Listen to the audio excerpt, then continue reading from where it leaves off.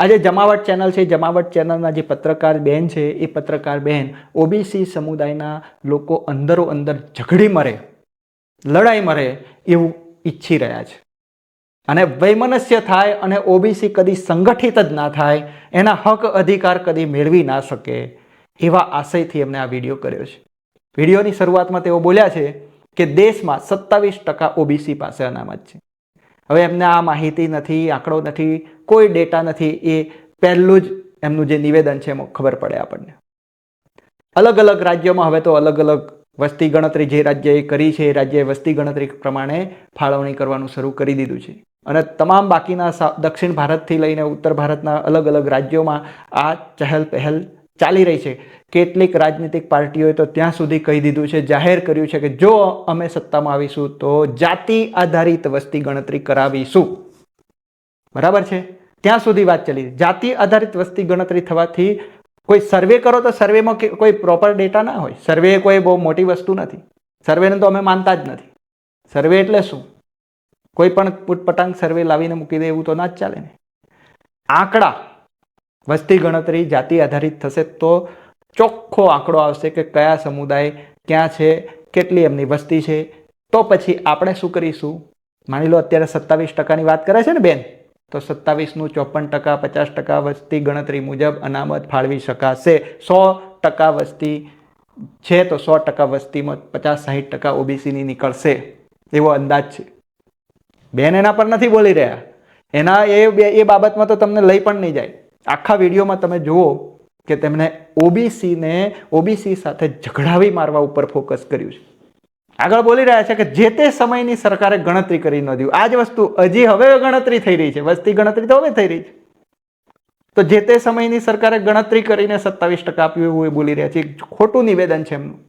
લોકોને ઓબીસી સમુદાયના લોકો જે થોડા ઘણા જાગૃત થયા છે તો મંડલ કમિશન વિશે માહિતી હોય એટલે મંડલ કમિશનનું નામ ઘુસાડી રહ્યા છે. હું ચેલેન્જ કરું છું જમાવટ ચેનલ ઉપર તેઓ મંડલ કમિશનની ભલામણો અને જે માંગ છે મંડલ કમિશનની એ મૂકે અને વાંચે. ચેલેન્જ છે મારી. અને કહો કે હજી સુધી મંડલ કમિશનની ભલામણો કેમ લાગુ ના પાડી, એ પણ કહો.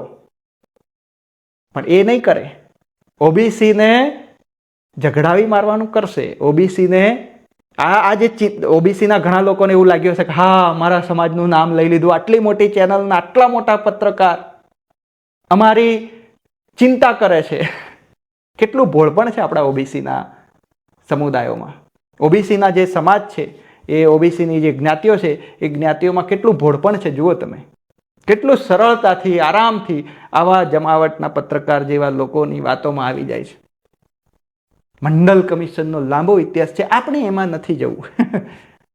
શું કરવા જાઓ તમે? તમે 3% લોકોએ આ દેશ પર આટલા વર્ષોથી કબજો જમાવ્યો છે. એ 3% લોકોના ઉપર અમે જ્યારે આંકડા સાથે બોલીશું, આવનારા વિડીયોમાં કહીશું હવે તમે બોલ્યા છો તો હવે અમે મજબૂર છીએ, અમે પણ નામ સાથે બોલીશું. પછી એવું કહેતા નહીં કે જાતિવાદ કરો છો. જાતિવાદ તો તમે કરો છો, ખેલ તો તમે કરો છો. એટલે મંડલ કમિશનનો જે ઇતિહાસ છે એ મંડલ કમિશનનો ઇતિહાસ કોઈ પણ કાળે કોઈ દિવસે આ જમાવટ બોલશે નહીં. પણ તમને મંડલ કમિશનનું ખાલી નામ બોલીને એવું ફીલ કરાવશે કે તમારા હિતમાં છે, તમારી ચિંતા કરે છે. શેની ચિંતા? આ તો ખેલ પાડે છે. ખેલ કેવો પાડે છે? આગળ બોલે છે વિડીયોમાં, નોંધ્યા પછી નક્કી થયું કે આ લોકો એવા છે જે આર્થિક રીતે પછાત છે. લો બોલો, આવો શું કઈ રીતે સમજાવવું આ બેનને? પછી આગળ પાછું એડ કરે છે વિડીયોમાં. એમને માહિતી છે જ નહીં, નોલેજ પણ નથી. શું બોલે છે કે સામાજિક રીતે પણ એમને મદદની જરૂર છે. સામાજિક રીતે મદદની, આર્થિક રીતે પછાત કહે છે. ઓબીસી ને પાછા અધર બેકવર્ડ ક્લાસ ખુદ જ બોલે છે પાછા વિડીયોમાં. અંગ્રેજીમાં પાછું પ્રોપર એ યાદ રહી ગયું, બોલી જ જાય છે. ખેલ તો જુઓ બેનનો. પત્રકાર જબરો ખેલ કરે છે. આ પત્રકાર જે છે, જમાવટ પત્રકાર જે છે એ આ વિડીયોમાં ખાસ આ ખેલ કરી રહ્યા છે. હું તમારે ધ્યાન પર દોરું છું. સામાજિક શૈક્ષણિક પછાત આ શબ્દ છે, પણ બોલી શું રહ્યા છે? આર્થિક પછાત. એટલે તમારું જે ધ્યાન ડાયવર્ટ ક્યાં કરી રહ્યા છે, એમને આગળ વિડીયોમાં શું કરવું છે જુઓ તમે.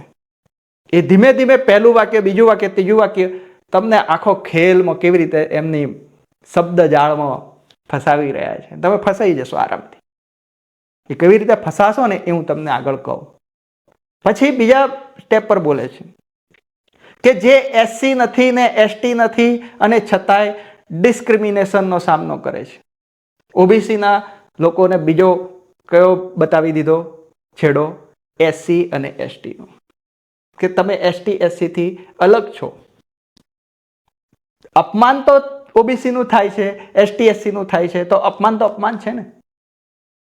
એ અપમાનની સામે આટલા વર્ષોથી જે લોકોએ એને નીચા કીધા એની સામે અનામત મળી છે એવું સ્પષ્ટ બોલાતું નથી. કેમ કે એસટી એસસી સમુદાય તો જાગૃત છે. તરત બેનને કહેશે, બેન, પત્રકાર બેન, તમારા શબ્દો પાછા લો. આપણો બક્ષી પંચ હજી જાગૃત નથી, એટલે તો આ રીતે શબ્દની જાળમાં કેવા ખેલ પાડે છે જુઓ તમે. આગળ કહે છે ગરીબીમાં છે, એમની સાથે ભેદભાવ થઈ રહ્યા છે, સામાજિક દરજ્જો પણ એસટી એસસી થી અલગ છે એમ કે છે.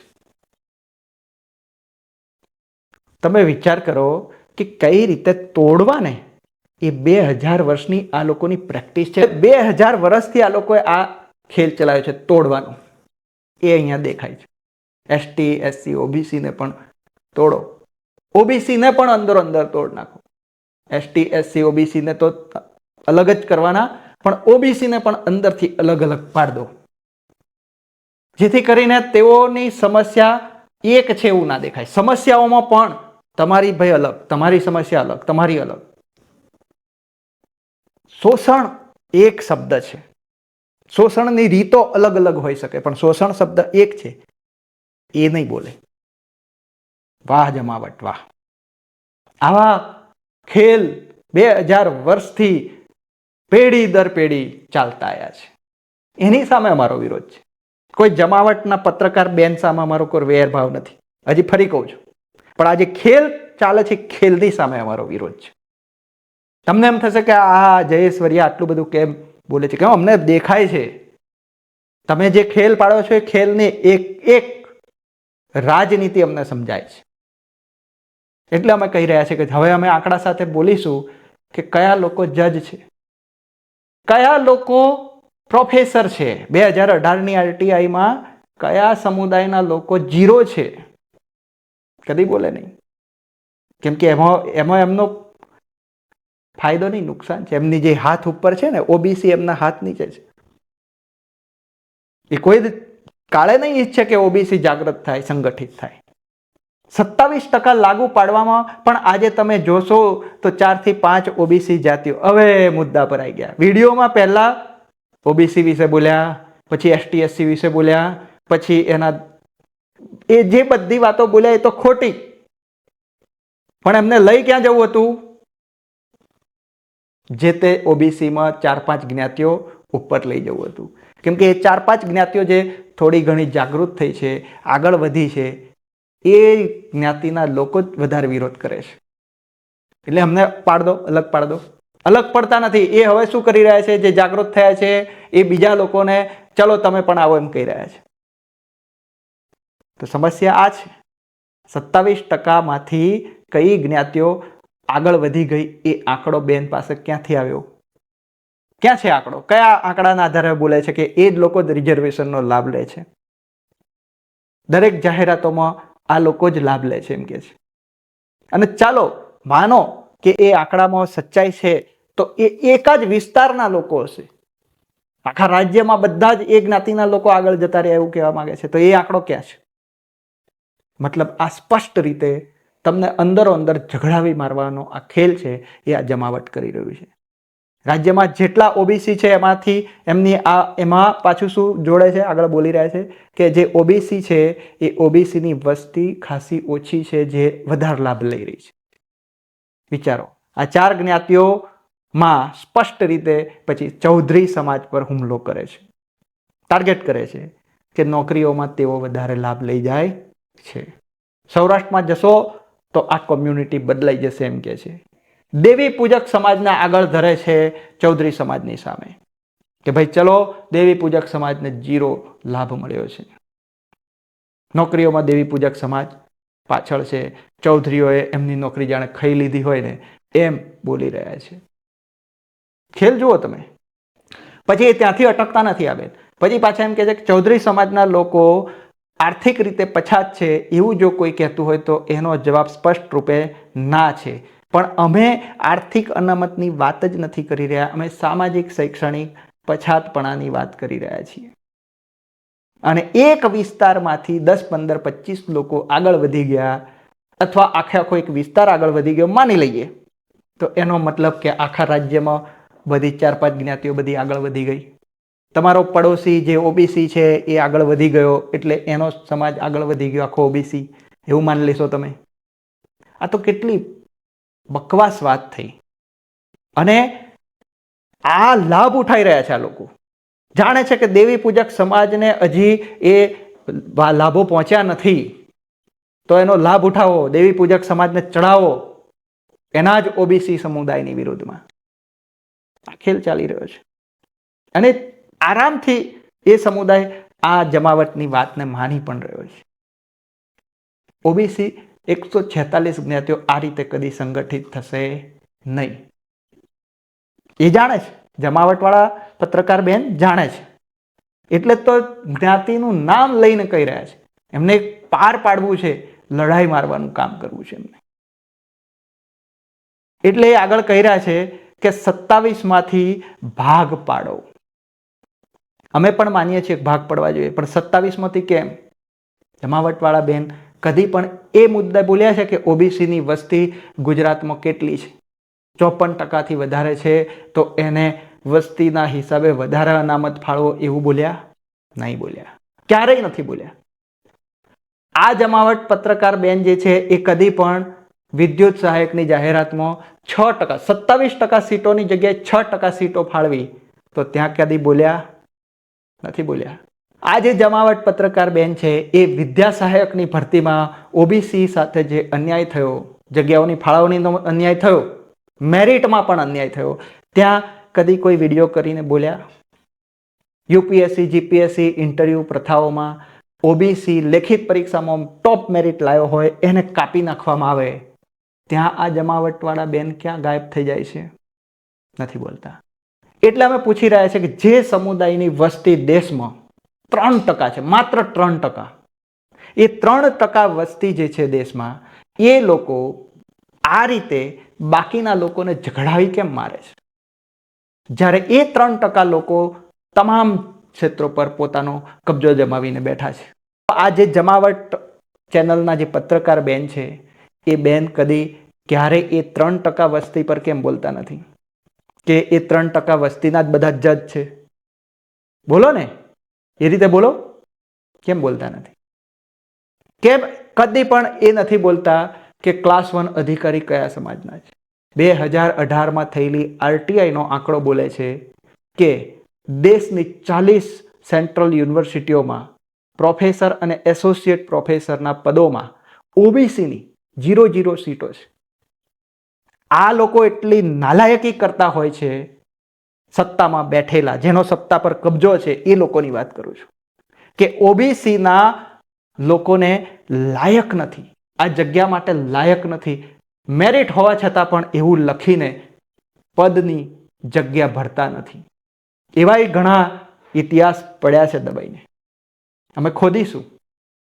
અમારી પાસે આંકડા છે, એમને એમ હવાબાજી નથી કરી રહ્યા.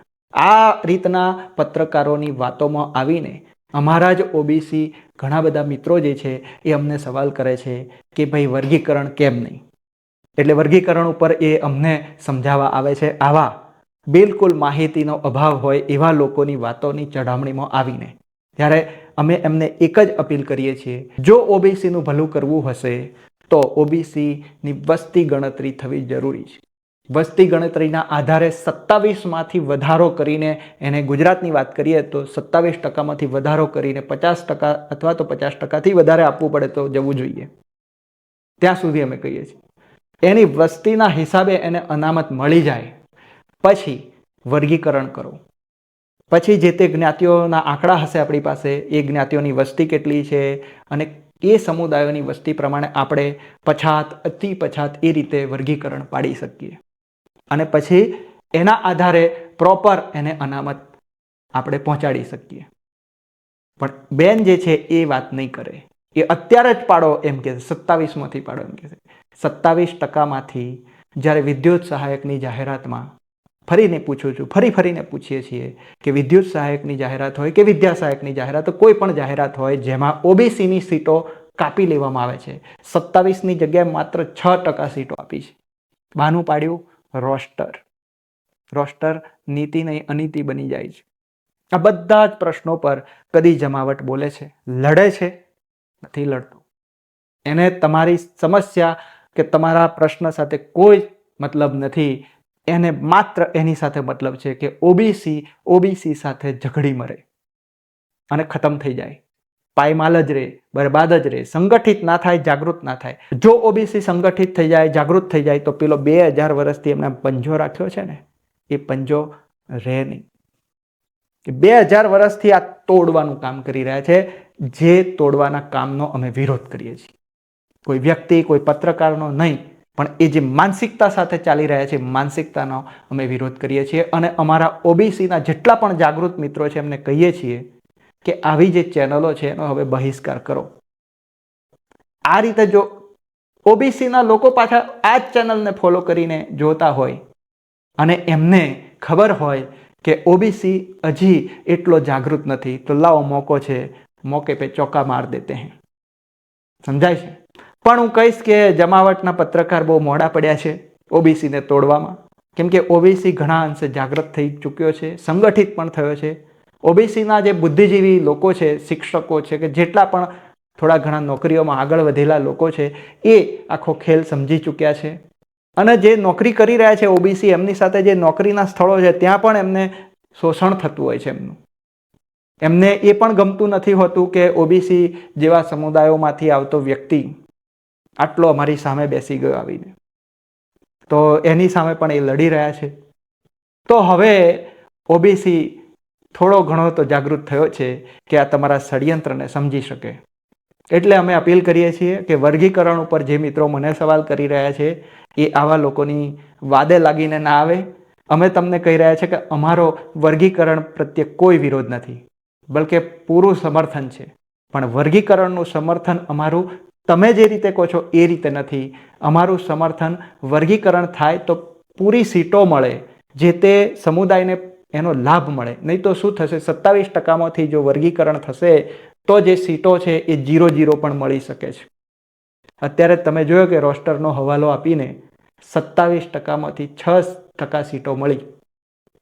વિચાર કરો, વિદ્યા સહાયકમાં ઘણી બધી સીટો કાપી લીધી, તમામ જગ્યાએ ઓબીસી કપાઈ રહ્યો છે રોસ્ટરના નામે. જો વર્ગીકરણ થાય તો આ જે સીટો મળી રહી છે એ પણ નહીં મળે. ઘણા લોકો એમ કહી રહ્યા છે કે ઘણા બધા નેતાઓએ એને સમર્થન આપ્યું, ઓબીસી નેતાઓએ વર્ગીકરણને સમર્થન આપ્યું. એ ઓબીસી નેતાઓને પણ માહિતી નથી. હું તો ત્યાં સુધી કહું છું કે ઓબીસી નેતાઓ પણ ભલે ચૂંટાઈ ગયા, લોકો એમને ચૂંટી કાઢ્યા, નેતા બની ગયા પાર્ટી પક્ષમાં, પણ એમની પાસે નોલેજ નથી. ઓબીસી વિશે કોઈ માહિતી, નોલેજ નથી એવા નેતાઓ પાસે. બહુ ઓછા છે, ખૂબ જૂજ નેતાઓ છે જેમને ઓબીસી વિશે ઊંડાણપૂર્વક સમજણ છે, માહિતી છે, અને તેઓ લડી રહ્યા છે. અને જે જાગૃત થયા છે અમારી જેમ, એ પણ બોલી રહ્યા છે, લડી રહ્યા છે. તો જમાવટના પત્રકારે જે પ્રયત્ન કર્યો છે ઓબીસીને અંદરો અંદર ઝઘડાઈ મારવાનો, એ સફળ ના થવો જોઈએ. અને આવા લોકોને જો તમે એમની વાતોમાં આવીને ઓબીસી સાથે ઝઘડશો તો પછી આવનારા સમયમાં તમે જે ઝઘડી રહ્યા છે એ લોકો એકલા પડી જશે. હું તો ત્યાં સુધી કહું છું, ઓબીસી જ નહીં, ઓબીસી, એસટી, એસસી ત્રણેય ભેગા થાવ. આ સામાન્ય વસ્તુ નથી, કે આ એવી વસ્તુ નથી કે તમે 50-100 લોકો ભેગા થઈને જીતી શકશો. આ 2000 વર્ષથી એમનો પંજો જે દાબ કરીને બેઠા છે ને, એ પંજાને ખસેડવાની વાત છે. 2000 વર્ષના અનુભવી લોકો સામે તમે લડી રહ્યા છો. એટલે તમે આરામથી એમની વાતોમાં આવીને ક્યાંક એવું ના કરી દો કે તમારા જ સમાજના લોકો સાથે તમે ઝઘડી મરો. એટલે ઓળખાણ કરો કે આ જે જમાવટના પત્રકાર છે એ કદી ઓબીસી સાથે થતા અન્યાયો પર કેમ બોલતા નથી, જે ખરેખર બોલવા જોઈએ. સીટો કપાઈ જાય, ઇન્ટરવ્યુમાં અન્યાય થઈ જાય, ત્યાં કેમ બોલતા નથી? આપણે એમની પાસે શું મદદની અપેક્ષા રાખવાની? આ ઓબીસી છે જે રાજ્યની 50%થી વધારે વસ્તી ધરાવે છે. જો ઈચ્છે, જાગૃત થાય, સંગઠિત થાય તો એ બીજા લોકોને મદદ કરશે. એટલો મજબૂત બની શકે છે આ સમાજ. પોતાના જ લોકો સાથે ઝઘડી મરવાની આપણી જે જૂની આદત છે એ લોકો પણ જાણે છે. 2000 વર્ષનો અનુભવ કહું છું ને, એ લોકો જાણે છે કે ઓબીસીને અંદરો અંદર ઝઘડવાની આદત છે. એનો આ લાભ ઉઠાઈ રહ્યા છે જમાવટના પત્રકાર. હવે તમે એ આદત બદલો. એમને જવાબ આપો કે ઓબીસી અંદરો અંદર નહીં ઝઘડે. વર્ગીકરણની વાત છે તો વર્ગીકરણને અમે યોગ્ય રીતે લાગુ પડાવીશું. એ અમારો મુદ્દો છે, અમારો પ્રશ્ન છે. કોઈ પણ સમુદાય જે 146 જ્ઞાતિઓ છે ઓબીસીની, એ બધી જ જ્ઞાતિઓ એકજૂટ થાય, સંગઠિત થાય. નહીં થાય એમ કહેશે એ લોકો. શું કહેશે? નહીં થાય. મનોબળ તોડવાનું કામ કરશે. સંગઠિત થવાનું જે કામ છે આપણે કરવાનું છે. એ લોકો જેટલી પણ શબ્દોની માયાજાળ રચે, જેટલા પણ દાવપેચ રમે, એના જવાબ આપીશું અને વધારેમાં વધારે યુવાનોને આપણે ભેગા કરતા જઈશું, સંગઠિત કરતા જઈશું. એક જ અપીલ કરું છું, આ કોઈ એવી લડાઈ નથી કે આપણે કોઈને પછાડી દઈશું કે કોઈને નુકસાન પહોંચાડી દઈશું. આ વૈચારિક લડાઈ છે, વૈચારિક ક્રાંતિની વાત છે. એટલે આમાં બુદ્ધિ સામે બુદ્ધિ લડવાની છે. એટલે તમે પણ તમારી બુદ્ધિથી વિચારો કે આપણે 27% ભાગલા પાડવા જોઈએ કે 50% લઈને પછી ભાગલા પાડવા જોઈએ. જો તમારામાં એ બુદ્ધિ છે કે તમે સંગઠિત થઈને આ કરી શકો છો તો સ્વાગત છે, અમે તમારી સાથે જ છીએ. જો એમ કહેવામાં આવે છે કે આ સમાજ આગળ રહી ગયો, આ પાછળ રહી ગયો, ઓબીસીમાં એમ કહેવામાં આવે તો ઓબીસીએ એમને પૂછવું જોઈએ કે આઝાદીના આટલા વર્ષોમાં આ 3% વસ્તીના લોકો જ કેમ બધે કબજો જમાવીને બેઠા છે. પણ અંદરો અંદર લડાઈ મરવું જોઈએ નહીં. તમે એમને પ્રશ્ન પૂછી ના દો એટલે એ લોકો ષડયંત્રપૂર્વક તમને અવળું પૂંછડું પકડાવી રહ્યા છે. એ જમાવટના જે પત્રકાર બેન છે, એ પત્રકાર બેન પ્રત્યે મને કોઈ અંગત, વ્યક્તિગત વેરની કેવી કોઈ ભાવના નથી. પણ વૈચારિક રીતે હું એમની સાથે જરાય સહમત નથી. વિડીયોના અંતે એટલું જ કહીશ કે મિત્રો, આપણી ચેનલ જે the trial time YouTube channel છે એના પર આપણે કયા સમુદાયનું કેટલું રાજે વિડીયો કર્યો છે તો એ વિડીયો પણ જોજો અને ખૂબ શેર કરજો. આપણી ચેનલ સાથે વધુમાં વધુ મિત્રોને જોડો, સહયોગ કરો. કેમ કે અમારે આવા ષડયંત્રકારી પત્રકારો સામે લડવાનું છે અને તમને બચાવવા માટેનું કામ કરવાનું છે. તમને ગેરમાર્ગે દોરાઈ જતા બચાવવાનું કામ કરવાની જવાબદારી અમારા પર છે. ત્યારે અમે એક વિનંતી કરીએ છીએ કે તમે વધુમાં વધુ લોકો સુધી આ વિડીયો પહોંચાડો, વધુમાં વધુ લોકો આપણી ચેનલ સાથે જોડાય, આપણી the trial time YouTube channel છે એને વધુમાં વધુ લોકો સબસ્ક્રાઈબ કરે, એવા પ્રયત્નો કરી સહયોગ કરશો. ધન્યવાદ મિત્રો.